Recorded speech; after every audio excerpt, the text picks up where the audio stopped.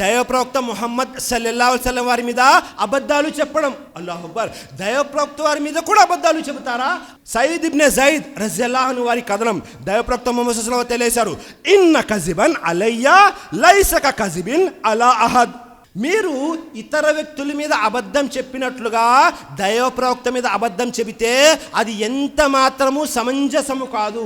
దైవ ప్రవక్త మీద అబద్ధం ఎందుకు చెబుతారు అంటే, ప్రతి ఒక్కరు కూడా తాము చేసేటటువంటి మంచి పని లేదా చెడు పని ఏదైనా సరే తమకు నచ్చినట్లు ఉండడాన్ని చూసుకొని ఎవరైనా అడిగారనుకోండి, ఈ పని మీరు ఎందుకు చేస్తున్నారు అంటే దైవప్రవక్త ముహమ్మద్ సల్లల్లాహు అలైహి వసల్లం యొక్క హదీస్ ఉంది అని తెలియజేసేస్తుంటారు. వాస్తవంగా హదీస్ ఉందా లేదా పరిశీలన చేయరు.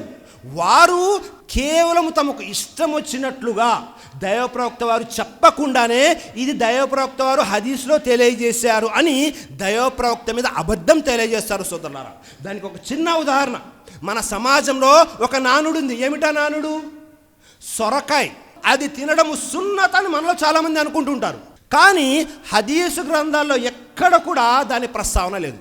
మరి ఇది ఎలా ఉనికిలోకి వచ్చింది?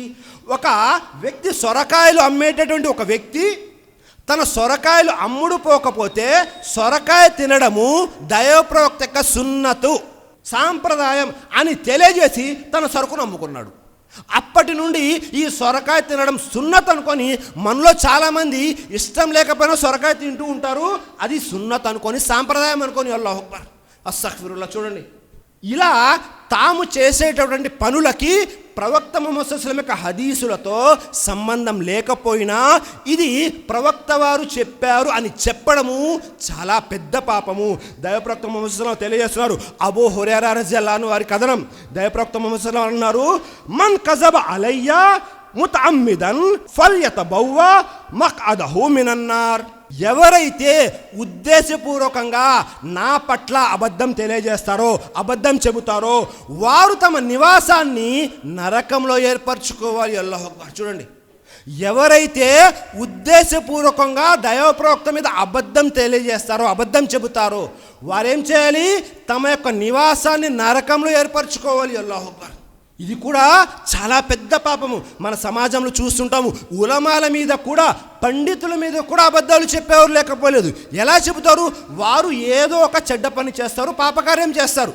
ఎవరైనా వారిని అడిగారనుకోండి, ఎందుకని మీరు ఈ పాపం చేశారు అంటే, లేదండి నేను ఫలానా ఆలిం గారిని అడిగాను, అడిగితే ఈ పని చేయొచ్చు అన్నారు అని వారు చేసినటువంటి పాపాన్ని కప్పిపుచ్చుకోవడానికి, వారు చేసినటువంటి తప్పును సమర్థించుకోవడానికి ఉలమాల మీద కూడా అబద్ధాలు చెప్పేవారు నేడు మన సమాజంలో లేకపోలేదు. సోదరులారా, అల్లాహు అక్బర్. కాబట్టి ఇది కూడా చాలా పెద్ద పాపం.